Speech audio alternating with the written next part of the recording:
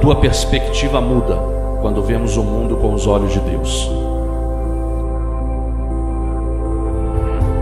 Quando o sobrenatural passa a ser natural na tua vida, e o amor, uma energia capaz de transformar a vida de outros.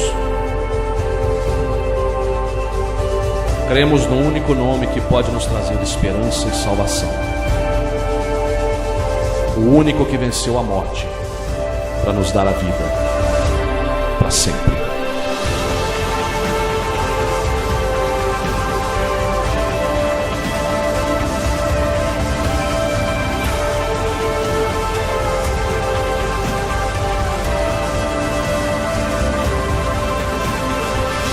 Vamos mudar o mundo, mas não o faremos sozinhos.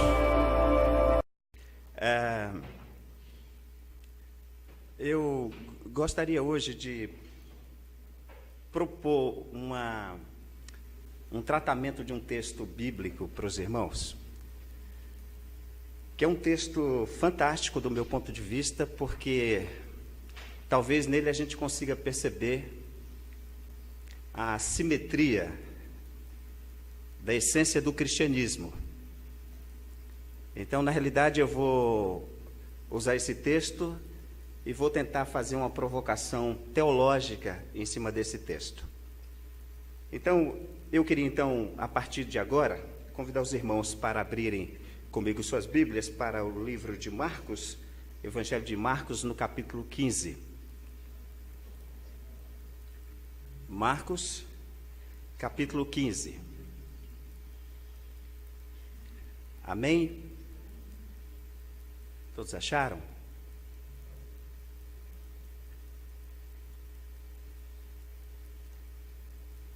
Amém. Então, que a partir de agora, o Espírito Santo de Deus venha sobre este lugar de fato. Que a partir de agora eu, sinceramente, desejo que o Espírito Santo venha e nos encha do conhecimento, e que haja fogo e glória hoje. Amém. Que haja uma palavra de conhecimento, que haja uma palavra de profecia, e que haja uma palavra da parte de Deus diretamente ao seu coração, uma revelação particular, inédita da parte de Deus para você, especificamente para você. O texto diz o seguinte: eu vou ler um verso e vou explicando à medida em que for lendo. Então não vou ler o texto todo, eu vou ler verso por verso, vou parar, vou explicar para os irmãos. Diz assim: logo de manhã entraram em conselho os principais sacerdotes com os anciões, os escribas e todo o sinédrio, e amarrando Jesus, levaram-no e o entregaram a Pilatos. Bem, nós estamos diante de um julgamento, aqui uma situação que envolve Jesus Cristo, o Filho de Deus. Todos nós hoje sabemos que Jesus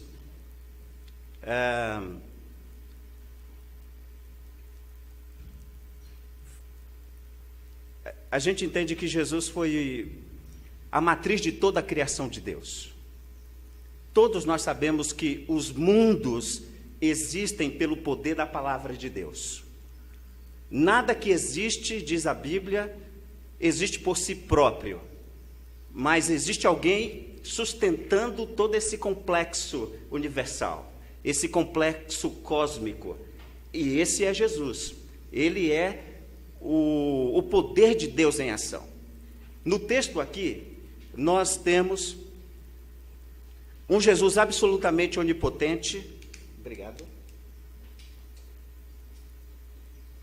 Nós temos um Jesus totalmente onipotente, totalmente poderoso, 100% Deus, como todos nós sabemos. E agora,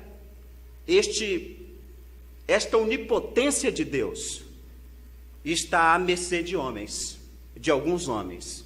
Está impotente, absolutamente amarrado, manietado, levado a julgamento. Isso talvez para demonstrar a todos nós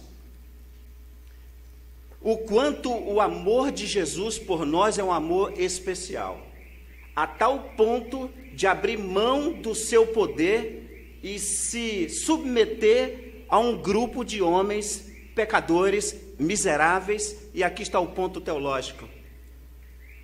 Talvez para que nós saibamos o quanto Deus, o seu Pai, e Ele nos amou. Então, por isso o texto diz, isso ocorreu por volta de 6 horas da manhã, provavelmente à tarde daquele dia Jesus foi pendurado no madeiro, e aqui nós estamos diante de uma situação inédita. A situação é a seguinte: nós temos o poder da religião aqui em ação. Na realidade, eu vou ter que concordar com John Stott, que diz o seguinte, que quem matou ou quem entregou Cristo para ser crucificado, ou quem foi responsável pela morte, não foi os soldados romanos,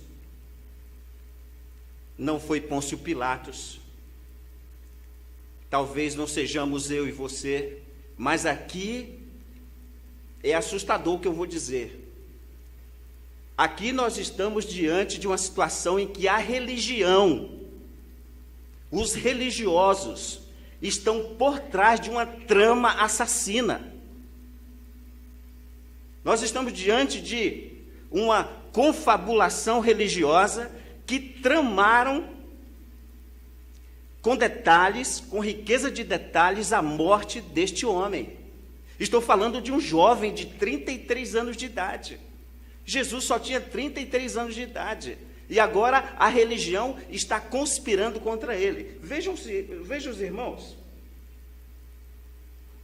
Levaram em conselho os principais sacerdotes. Olha quem está no grupo da religião. Os sacerdotes, que são responsáveis pela oferta do sacrifício e pela adoração. Nós temos os escribas aqui também, relatado no texto de Marcos. Quem são os escribas? Os escribas são aqueles que fazem a produção teológica, aqueles que são responsáveis por pegar a Torá, ou a lei e os profetas, e interpretar e dar uma direção para a nação de Israel. Estão acompanhando?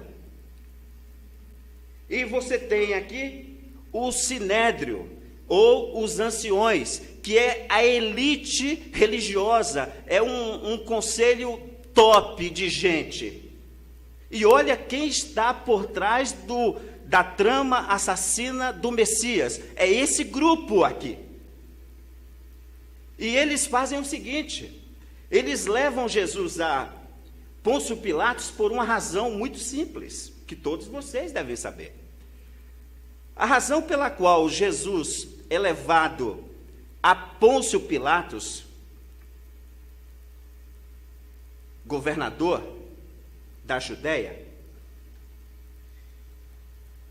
é porque é o seguinte: a religião não pode assassinar um homem, não pode entregar um homem à morte.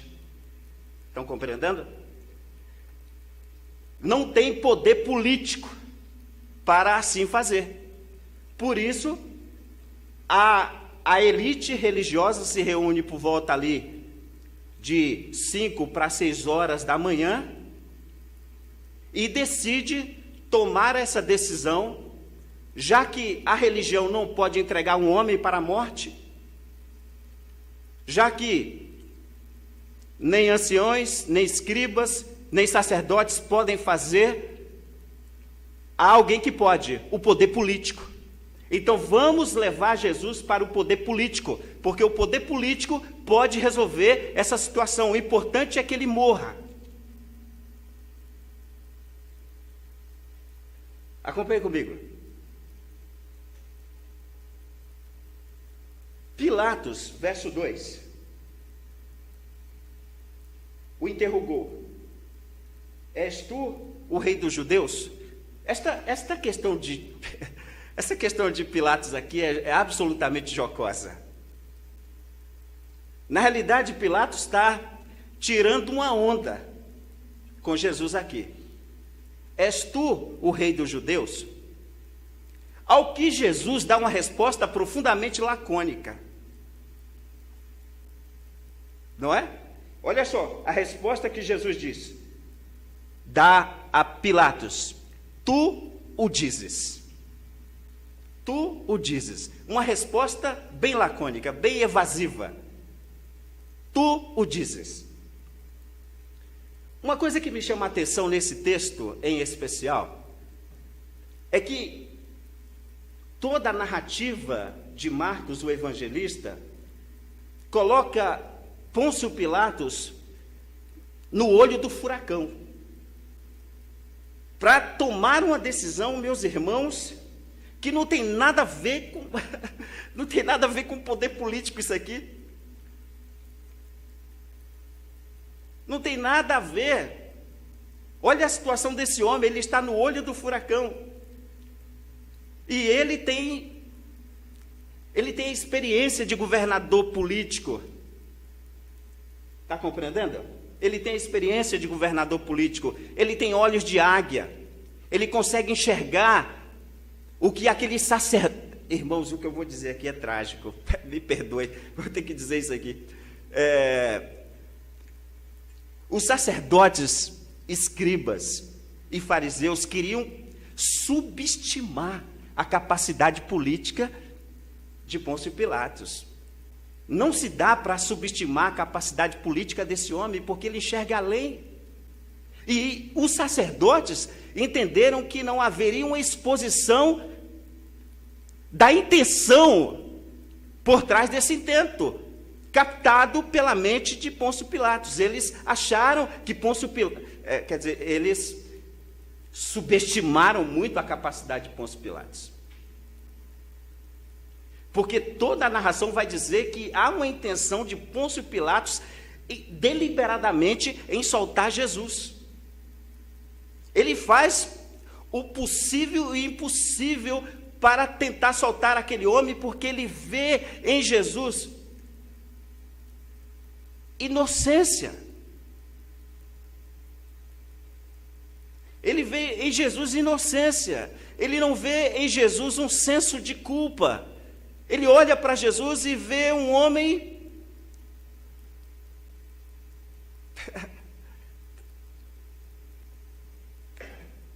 limpo de coração. Desculpa. É assim que ele olha para Jesus, um homem limpo de coração. Ele não vê maldade em Jesus. Por isso, a intenção de soltar Jesus a todo custo.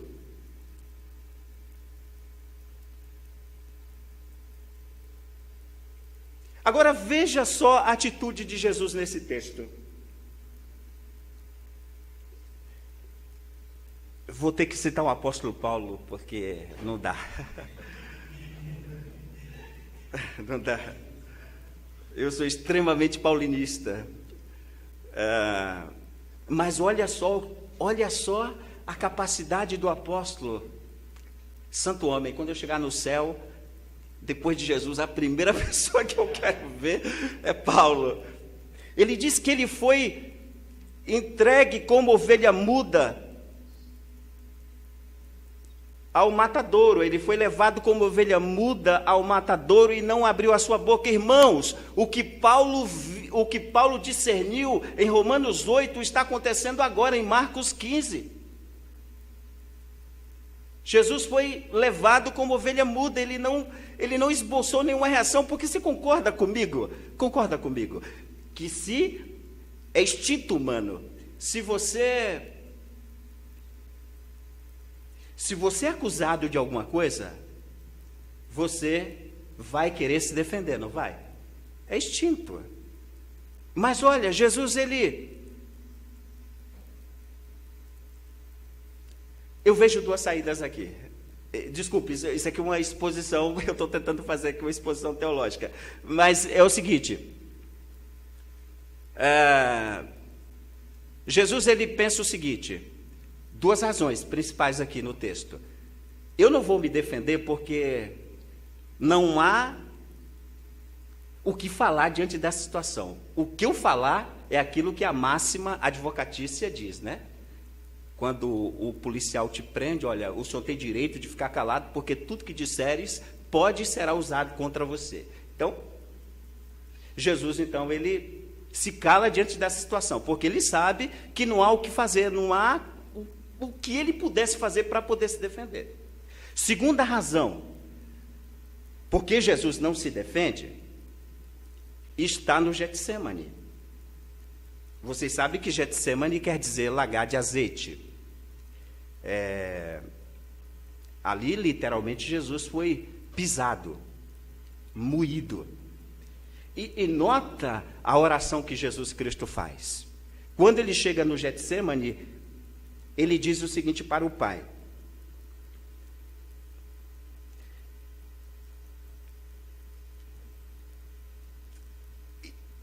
estar na pele de Jesus não é fácil, irmãos. Porque Jesus era Deus à paisana. Vocês entendem? É um Deus disfarçado de carne humana, vestido de carne humana, e corre sangue pela sua veia.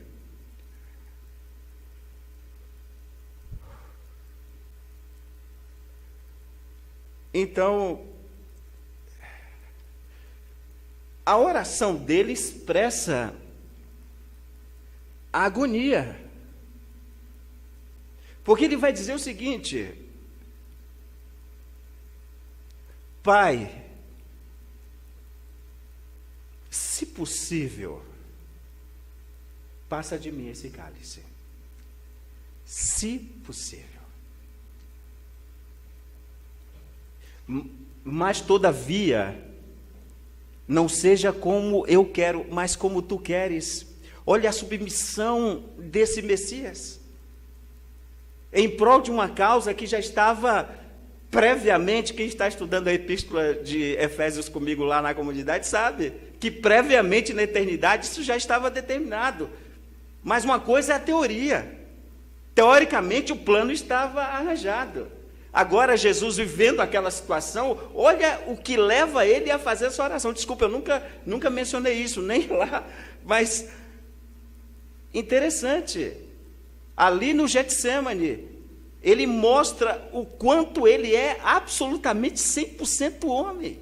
Porque ele diz: se possível, passa de mim. E a Bíblia diz que, mediante o estresse, meus irmãos, mediante o estresse a que Jesus estava submetido, a Bíblia diz que ele suava literalmente gotas de sangue, e a medicina explica que isso é possível quando o estresse está absolutamente alto.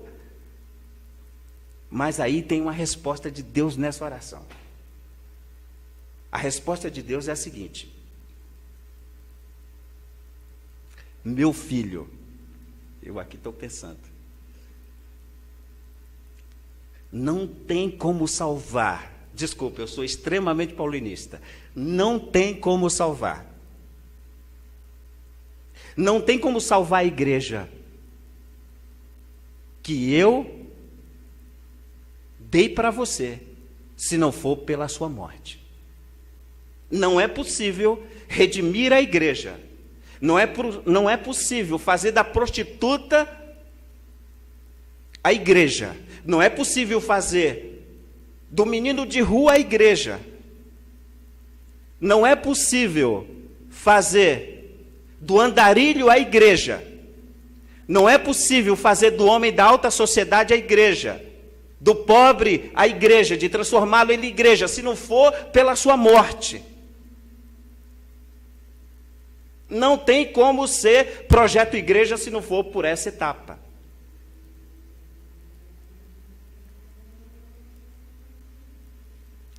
Aí está a clássica resposta de Jesus: todavia não seja como eu quero, mas como tu queres. Que Que entrega! Isso é a verdadeira loucura do Evangelho. Irmãos, nós estamos diante da Bíblia. Isso aqui é Bíblia pura. Isso aqui não é nem teologia, porque o princípio teológico é de que a Bíblia é a teologia essencial. Então, se isso é verdade, então nós estamos diante de teologia a mais pura. Essa aqui. É aqui que foi confeccionado a tua salvação. Eu não entendo porque algumas pessoas não dão valor a isso, não é? Eu não entendo porque pessoas não valorizam esse sacrifício, não ponderam e levam a vida cristã de forma muito leviana. Sinceramente, eu tenho muita dificuldade de entender.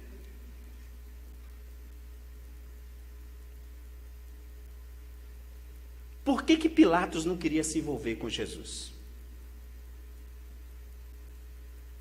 Duas razões também. Primeira razão, a esposa de Pilatos. A esposa de Pilatos, olha só como tem peso a esposa. Tem peso. De vez em quando a gente não quer ouvir a esposa, mas é importante que se ouça, não é? É importante que se ouça. Olha o que a esposa de Pilatos vai dizer para ele. Olha, cara, não te envolva com a causa desse justo. Porque em sonho eu sofri muito por causa dele. Olha só. Então ela adverte ele, olha. Por isso Pilatos está tentando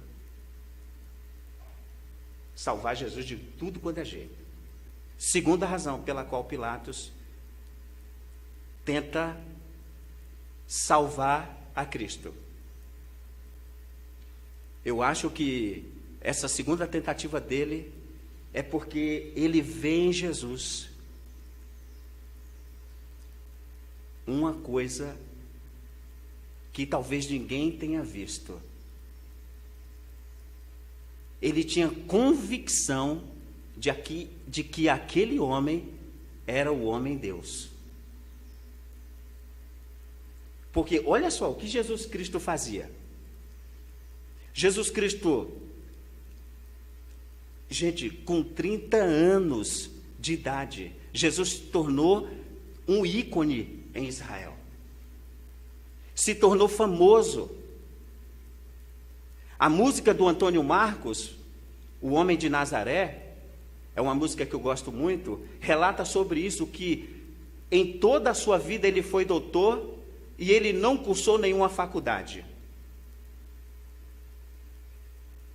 Aos 30 anos de idade, Jesus arrebata os sentidos, os suspiros da multidão de Israel. A multidão de Israel estava aonde, meus irmãos? No templo, nas sinagogas. Onde é que estava a multidão? A multidão estava nas ruas onde Cristo estava. Vou dizer uma coisa que talvez ninguém goste de ouvir, mas olha, irmãos, tem que ser dito. 2/3 do ministério de Jesus Cristo foi do lado de fora do templo. 2/3 do ministério de Jesus foi fora do templo, fora das sinagogas. A multidão estava nas ruas. E o que aconteceu? Quando a multidão foi para as ruas, atrás dele, o que aconteceu com os líderes? Os teólogos, que são os escribas, os sacerdotes, a elite top do conselho do Vaticano religioso de Israel. As sinagogas estavam vazias. Os templos estavam vazios.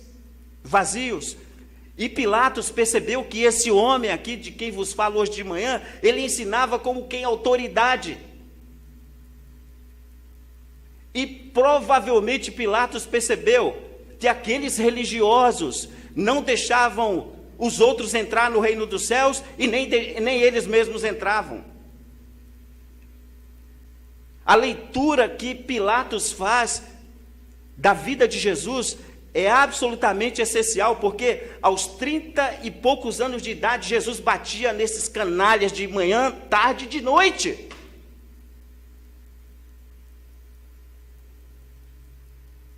Era surra sobre surra.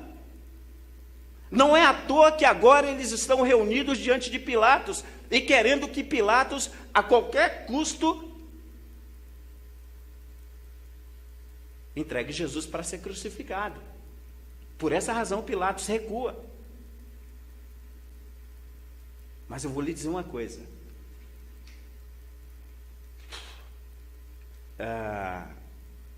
A religião é perigosa, sabe por quê, irmãos? Porque esses homens foram movidos de inveja. E inveja é um sentimento bem comum entre nós seres humanos. Seja sincero. Alguns vão chamar de inveja profissional. Mas, por exemplo, alguém que tem inveja do cargo que você ocupa na sua empresa, é comum. Há pastores cheios de invejas, porque o sucesso do ministério do outro é a desgraça do seu ministério. E ele amarga tristemente de ver aquele ministério que começou ali, já está tomando, está assumindo assim, uma proporção meteórica, enquanto o seu está lá embaixo, inveja. Pilatos percebeu que Jesus foi entregue por inveja. Pura inveja moveu aqueles homens. E aí o texto vai dizer o seguinte, que naquela ocasião era necessário entregar um homem em liberdade. Era necessário, por ocasião da Páscoa, libertar um prisioneiro. Que isso faz uma referência, e isso era uma prática anual, lá em Jerusalém, porque é o seguinte, Israel esteve por 430 anos preso no Egito, como escravo de forma injusta. Soltar um homem aqui significa dizer o seguinte, significa que é reparar possíveis erros que se tenha cometido durante o processo de prisão. O que acontece provavelmente aqui no Brasil. Dos 100% da população carcerária, pode acreditar que 40% é inocente. Então, o que está acontecendo aqui é que os religiosos estão agora exigindo que se liberte um preso por ocasião dessa festa, para possivelmente reparar um erro. Agora nota que vou ter que lembrar de Roberto Carlos. Um erro não compensa o outro, isso é que eu penso. Não é isso? Então, ele vai dizer o seguinte, ele vai dizer, olha,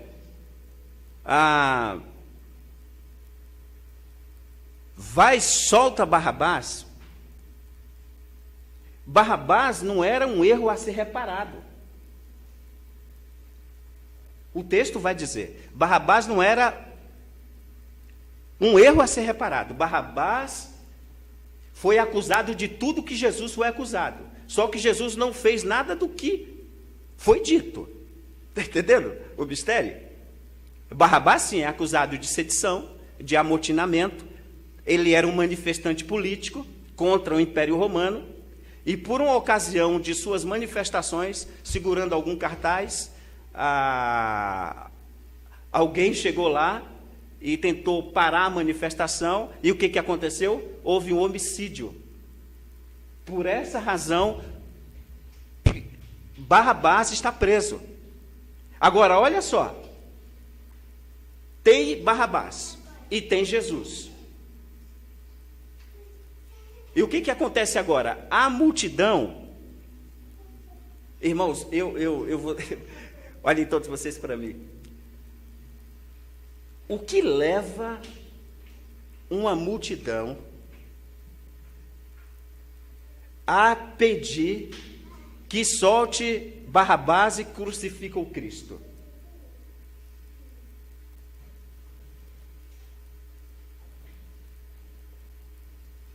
O que leva a multidão? Vou dizer, eu não deveria dizer. A multidão aqui nesse texto é absolutamente manipulada pela religião. Eles usam a mídia, eles usam a questão financeira, tanto é que Cristo foi traído por 30 moedas. Eles usam todo o poder que têm e move a multidão. Por isso, irmãos, vou dizer uma coisa, não se choque com o que eu vou dizer. Cantar alto, cantar forte, cantar bonito, não é sinal da presença de Deus isso aí. Porque essa mesma multidão estava cantando lá na entrada de Jerusalém, com mantos e palmas, Hosana ao que vem em nome do Senhor. E cantavam forte. Tanto é que os religiosos pediram para que Jesus pedisse para que a multidão parasse de cantar aquele negócio. Agora a multidão está aqui. Aquela mesma multidão que o glorificou é a mesma multidão que agora pede para que Barrabás seja solto e crucifica o Cristo. Olha o poder da religião. Eu iniciei um processo na minha vida alguns anos atrás, tomei essa decisão de me desconverter da religião. Porque uma boa parte, desculpa, você que está na internet não quer ofender ninguém, mas quase que 70% das nossas práticas litúrgicas são pagãs.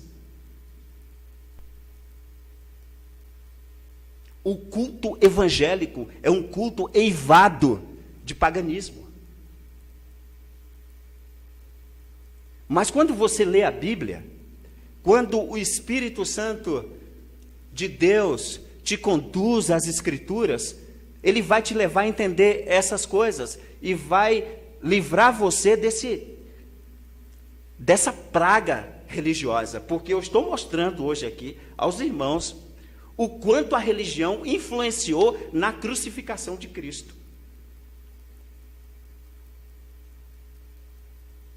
Estão entendendo? Então, essa multidão foi para as ruas e gritava lá: solta Barrabás e crucifica o Cristo. Nessa hora, que Pôncio Pilatos faz? Ele tenta uma última atacada dele. Ele entrega Jesus para ser açoitado. E aí, os soldados levam Jesus para o petróleo. Como é que é? Só um momento, irmãos.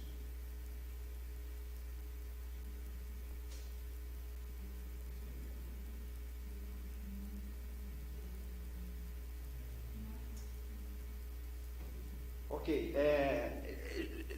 Levaram Jesus para uma salinha. Levaram ele para uma sala. Uma sala. E aí o que aconteceu ali? Jesus estava, meus irmãos, diante daqueles soldados romanos. Jesus foi entregue para o açoite. E o açoite que Jesus recebeu foi um açoite absolutamente justo. Jesus recebeu açoites, sim, meus irmãos, violentíssimos, sem querer dar uma de Mel Gibson aqui. Porque aquele chicote com que Jesus apanhou, a tradição romana nos explica o seguinte, que eram 2 soldados para chicotear o Messias. Enquanto um ia, um de cá e outro de cá. Isso era ininterrupto. E provavelmente aquilo fazia exposição.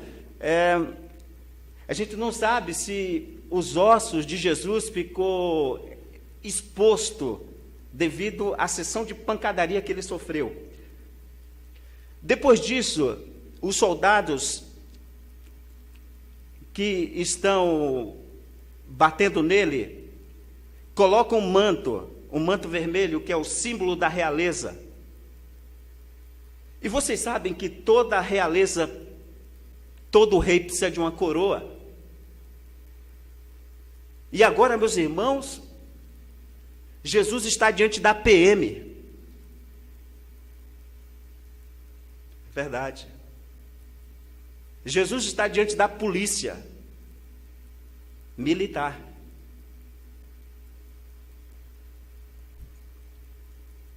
E aí eles fazem uma coroa para Jesus.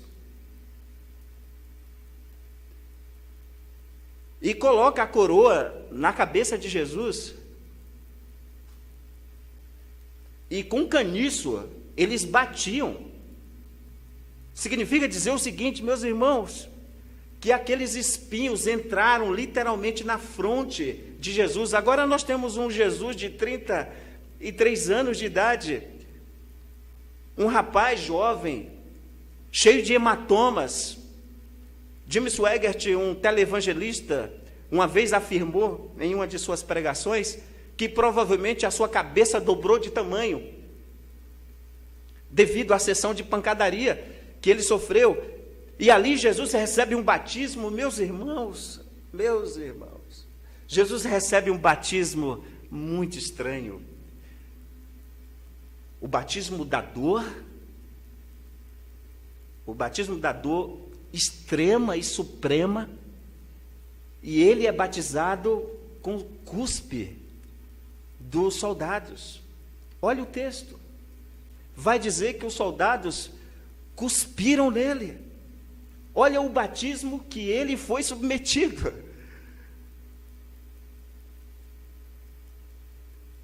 E aí nós temos mais uma vez a religião em ação. Vou dizer, me perdoe você que é religioso, quem sabe ouvindo isso aqui você deixa de ser.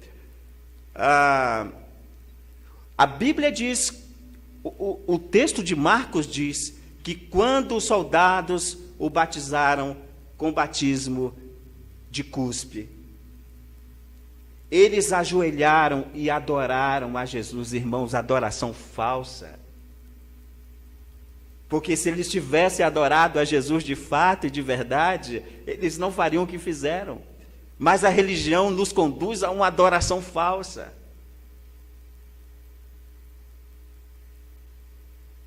Está entendendo? E depois disso, uma cena no filme Mel Gibson, é chocante aquela cena. Quando os soldados, a PM, traz Jesus para fora, naquele momento de escolher entre um e outro, quando Jesus chega, a cena é assim, a cena é primal, né? Assim, é uma cena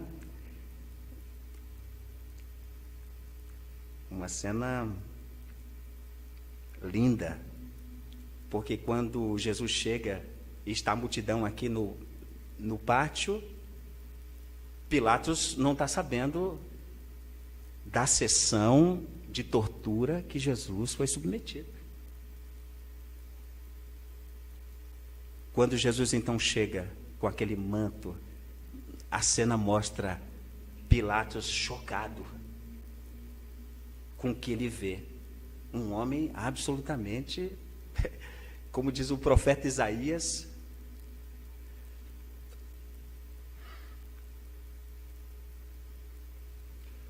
moído pelas nossas transgressões.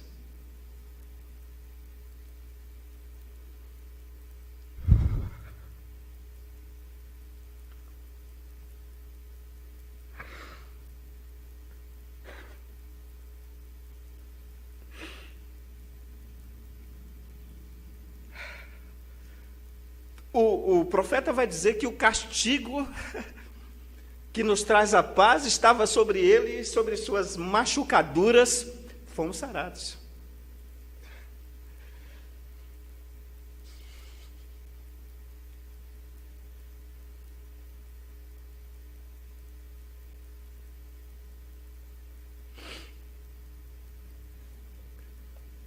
Os irmãos entenderam o texto? Entendeu o texto nesse ponto? O que eu vou fazer a partir de agora, eu vou fazer o seguinte, eu vou tentar fazer algo que é ousado. Eu vou tentar forçar o texto para ensinar uma máxima aos irmãos.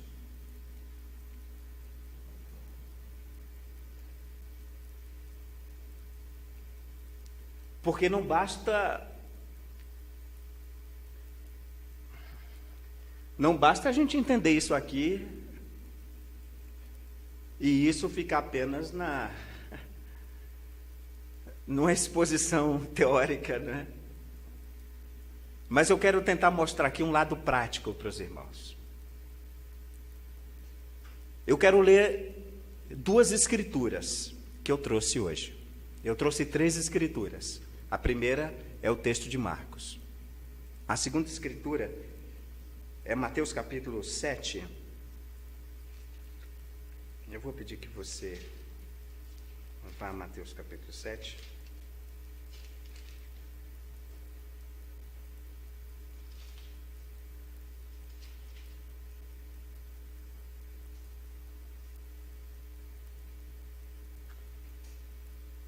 Mateus 7,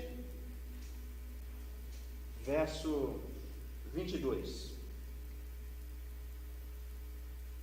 Muitos naquele dia hão de dizer: Senhor, Senhor, porventura não temos nós profetizados em Teu nome?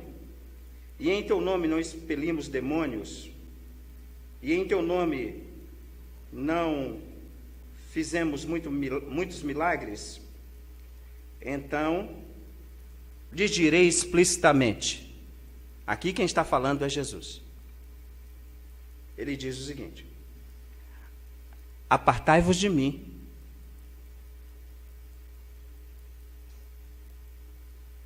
vós que praticais a iniquidade.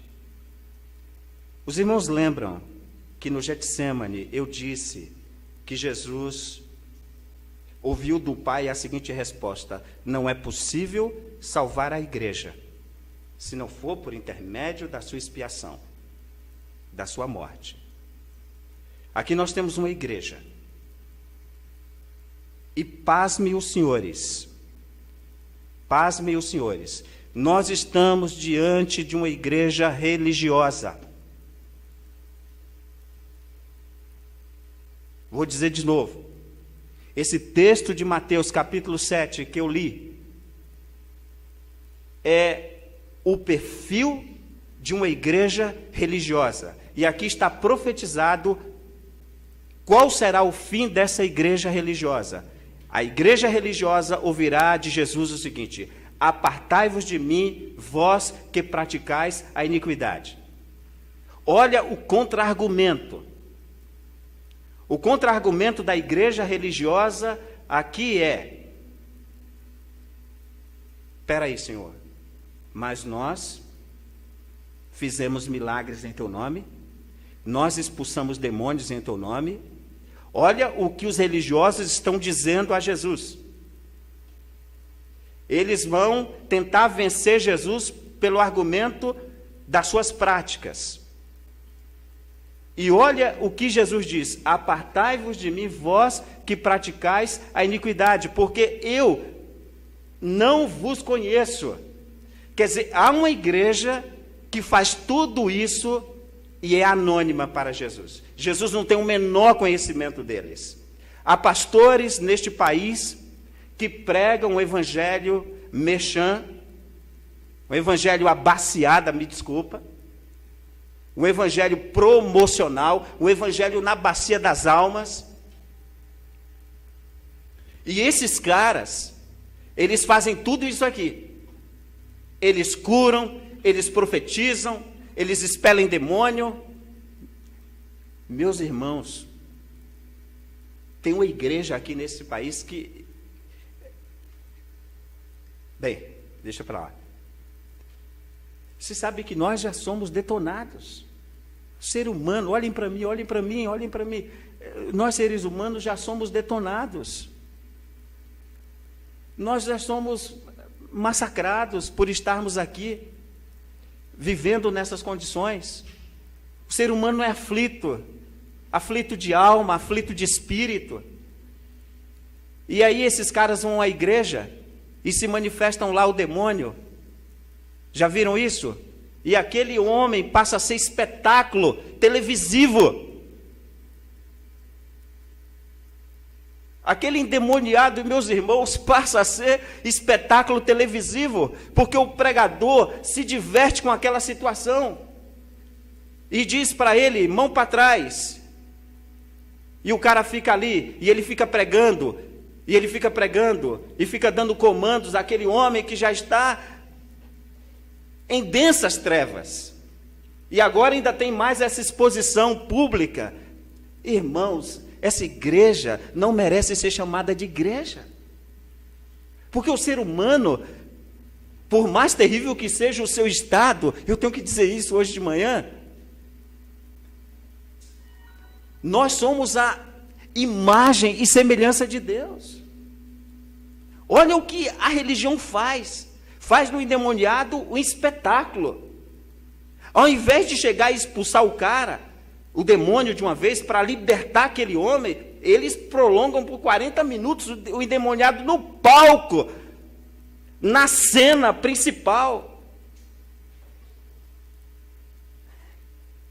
Não tenho dúvida de que essa igreja está aqui. Não tenho dúvida. Cuidado com a religião. Segundo a terceira escritura que eu trouxe. Irmãos, já estamos terminando. Mateus capítulo 25.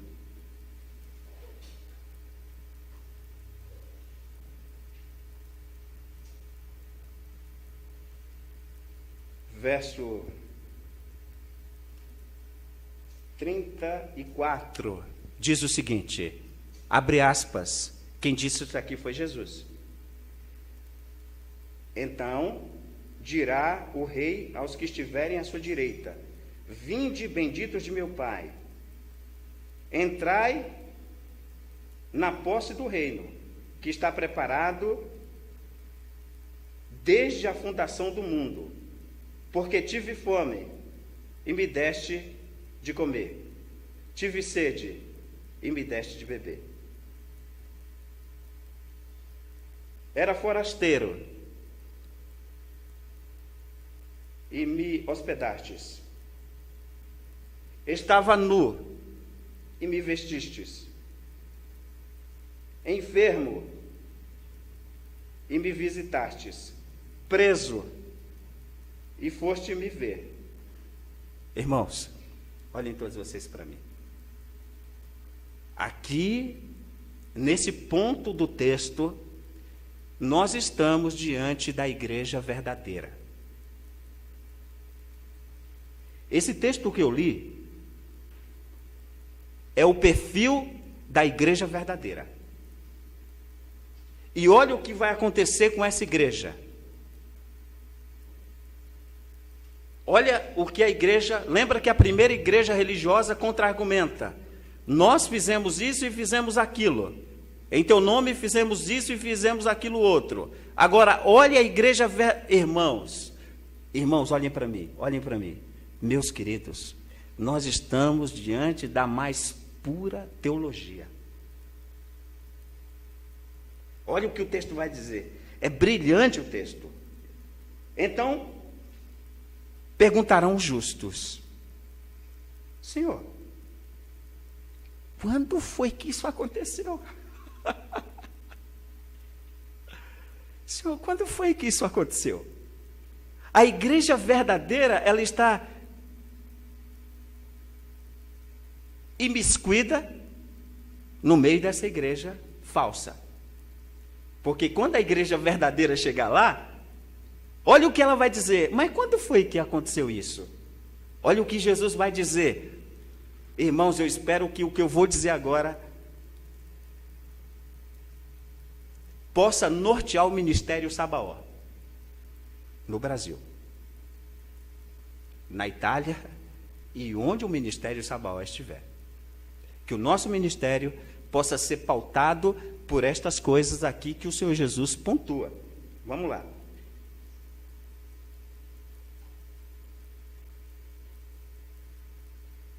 Senhor, quando foi que te vimos com fome e te demos de comer? Ou com sede e te demos de beber? Quando te vimos forasteiro e te hospedamos? Ou nu e te vestimos?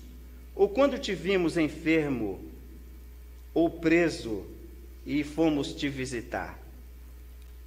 Olha só, a resposta que Jesus vai dar é digna de todos nós hoje, depois dessa pregação, nos ajoelhar aqui e ficar talvez a tarde toda de joelhos diante de Jesus. Ele vai dizer o seguinte: o rei respondeu: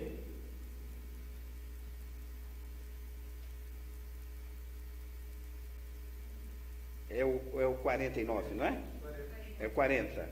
O rei respondeu e lhes dirá: em verdade vos afirmo que sempre que fizeste a um destes meus pequeninos irmãos, a mim o fizeste.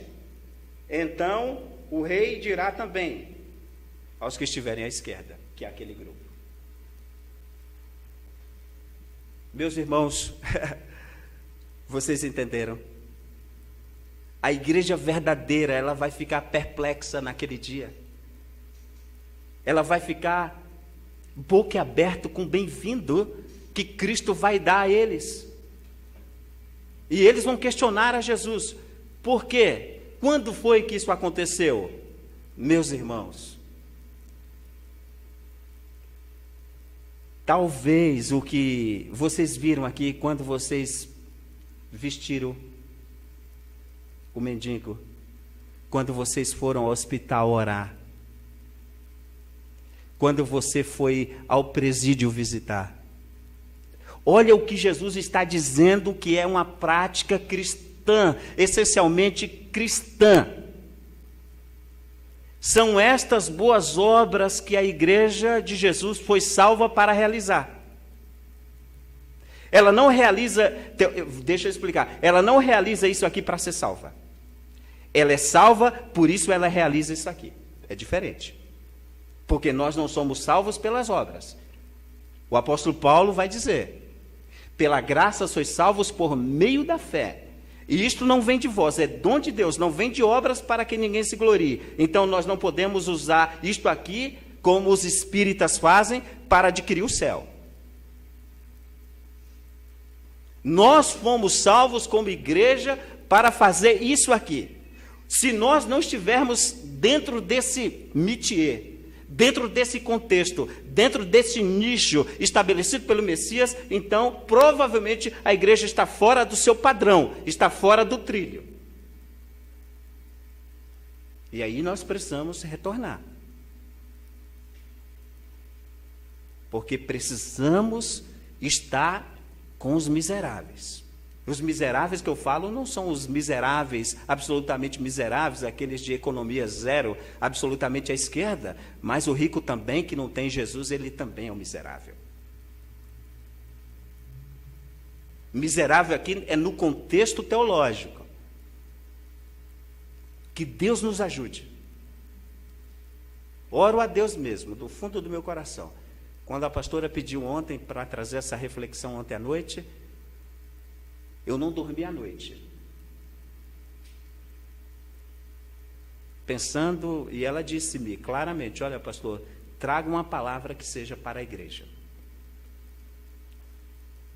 Então eu tomei a liberdade de trazer essa reflexão teológica para os irmãos e esperar que a partir disso o Senhor Jesus nos conduza. Não é, Carol? Como um bom tradicional, vou ter que admitir uma coisa antes de terminar. Meus irmãos, não dá para viver sem o batismo do Espírito Santo.